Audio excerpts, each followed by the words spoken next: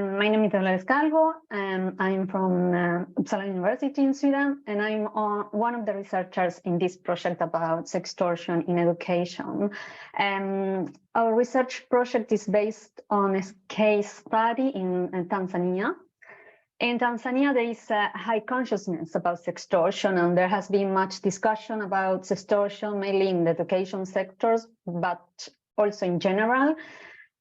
Many actors, different actors, NGOs, the Tanzanian Women Judges Association have been very active in raising awareness about sextortion. And something important about Tanzania is that there is a specific paragraph of the Anti-Corruption Act that criminalizes sextortion and only holds the perpetrator liable. The person abusing the position of power is liable. So we are already in next slide. Is good. No, there. Thank you. A bit of background information about this project. It builds on a previous study we did on sextortion in development cooperation on the cases of Colombia and Tanzania. And after that, an NGO in Tanzania started to use our definition of sextortion in their work against sextortion. And this Tanzanian NGO is an umbrella organization for folk development colleges. These colleges offer vocational adult education. And the name of this umbrella organization is Karibu Tanzania Organization. I will refer to them as KTO. So now in this research project we are working on, we study the policy implementation process of measures against sextortion by these organizations, KTO. And this implementation process is done by KTO in dialogue with the Ministry of Education in Tanzania and with the state agency that is in charge of prevention and combating corruption, the Anti-Corruption Agency. PCCB is the name. So we can go to the next. Yes. Yes, it was straight, but it's fine.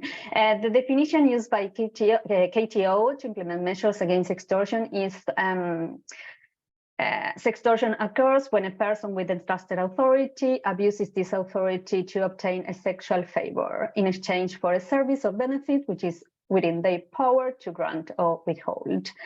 This definition, which is from our previous study and depart, of course, from the International Association of Women Judges definition, it's a bit longer actually, but I took this part to show that it very clearly focuses on the person abusing the position of power.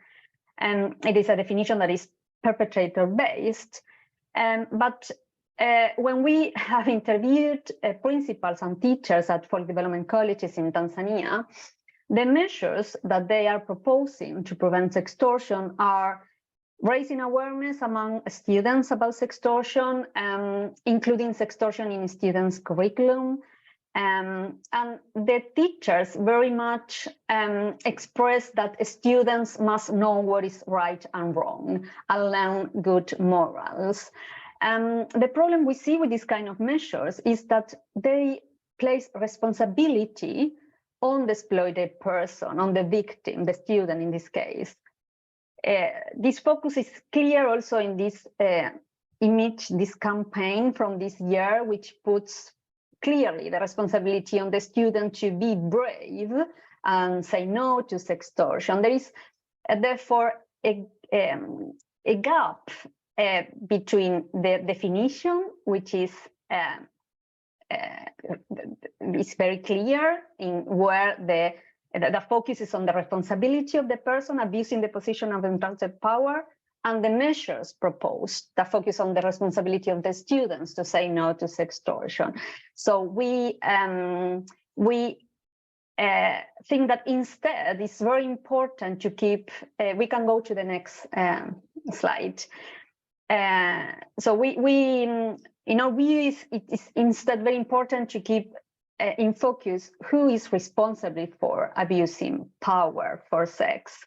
It is always the person abusing the position of power who is responsible. And this is important both to enable accountability and prevent impunity for perpetrator.